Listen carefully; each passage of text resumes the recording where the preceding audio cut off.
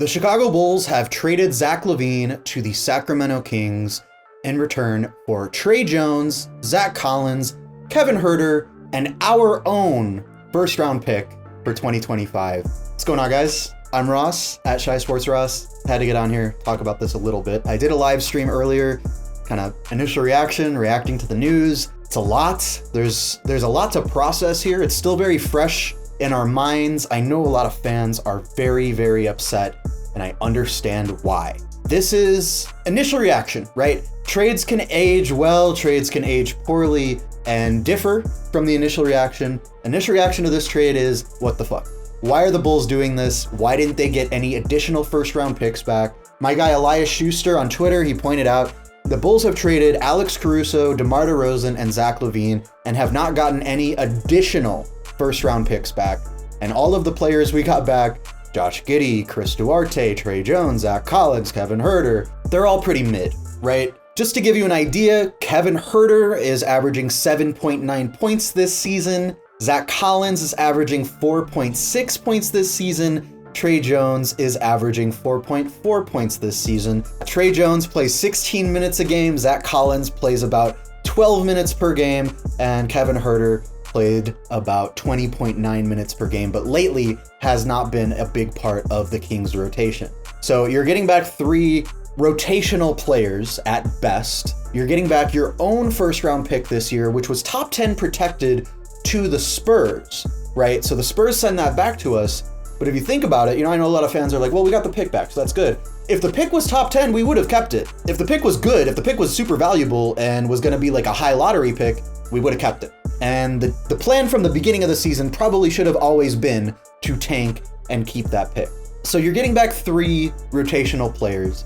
And now, listen, I get the contract aspect. Zach Collins and Kevin Huerter are signed through the end of next season. They're both going to make about $18 million next season. Tre Jones' contract, his is up at the end of this season. So you're shedding LaVine's contract, you're matching the salary.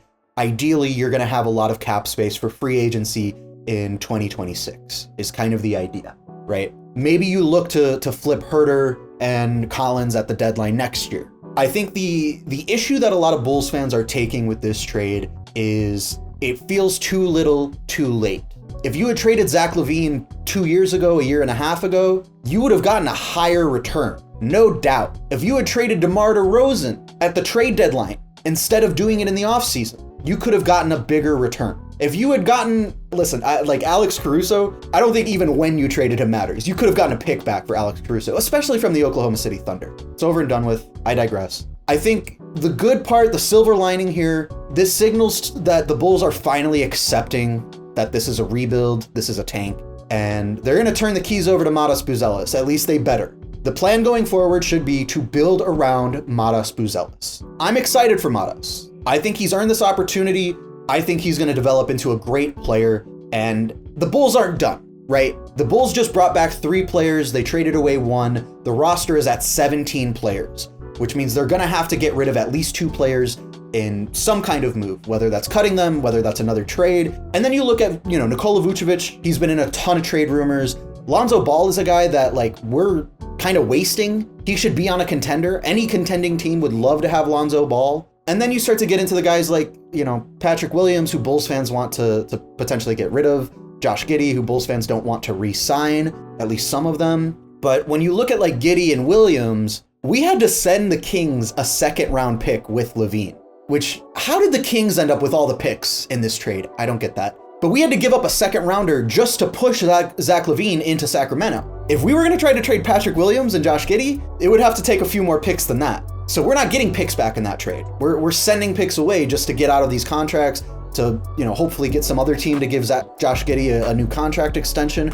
He's up for a contract extension at the end of this season. Patrick Williams signed his last offseason, so he's owed a lot of money. And then you come back to Vooch. The Warriors were interested in him. Maybe the Warriors make a move and trade for Nikola Vucevic, and maybe we get picks back in that deal. The problem now is, sure, this trade isn't the worst in NBA history. Sure, it signals more trades to come. But how do you trust the front office that couldn't get any first round picks back, any additional first round picks back for their 3 best players, Zach LaVine, DeMar DeRozan, and Alex Caruso. They got 0 additional first-round picks for their 3 best players.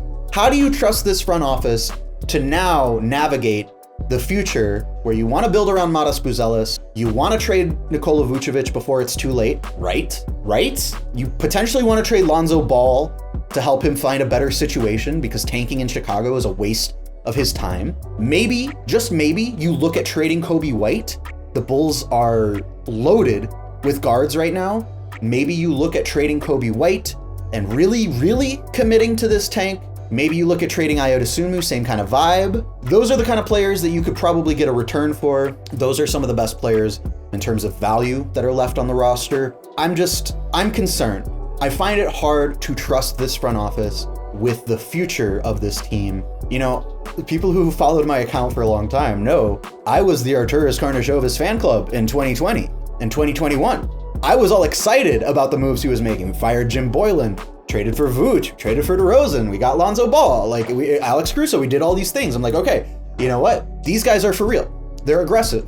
And even if this team doesn't work out, down the line, they'll be willing to be aggressive again. I was wrong. I was completely wrong. I thought that AK and Mark Eversley were going to be a more engaged, a more aggressive front office. I thought that they were going to prioritize winning at all costs. That's not what happened. And now we sit here, 5 years, 4 years later, and we're still talking about getting maximum value for these players.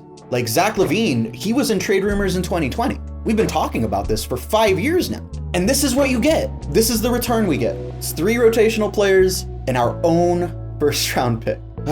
So that's the frustration. That's why Bulls fans are feeling a certain type of way right now. Hopefully this trade ages better than our initial reaction to it. Hopefully the following moves to come are going to make things a little bit more cohesive and a little easier to swallow. Right now, it hurts. But I will say I'm super excited for Matas Buzelis. I do think that he's earned the opportunity to be the young player to build around. He's been one of the best players off the Bulls bench this season as a rookie. And, he's 19 years old, 20 years old, whatever it is. He is so young. There is so much potential there for the future. That's encouraging. That's a relieving sign, but there's still a lot more that has to happen. And I don't know if I can get excited about those subsequent moves, knowing what we know about Arturas and Mark Eversley. It just doesn't feel like they're the shrewd decision makers. They're the cunning managers or general managers that can get, some kind of sweet package, sweet deal. It's hard to trust them now, but we'll see what happens. I'm sending my sincere thoughts and prayers out to Bulls Nation. Hope you guys are doing okay tonight.